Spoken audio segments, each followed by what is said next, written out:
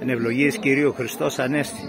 Μας αξίωσε και φέτος ο Θεός να παρευρεθούμε στον Άγιο Γεώργιο Ακρίτα και να εμψυχώσουμε το ακριτικό εδώ χωριό που είναι δίπλα και φυλάει θερμοπύλες από τους γυφτοσκοπιανούς.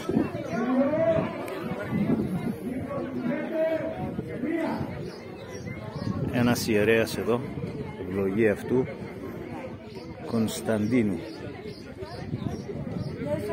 αιωνία αυτού η μνήμη, ήρωας Άγιος.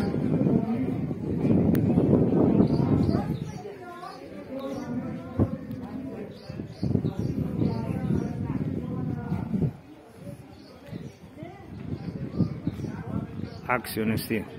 Χρόνια πολλά εις τους Γεωργίους και τις Γεωργίες. Βοήθειά μας.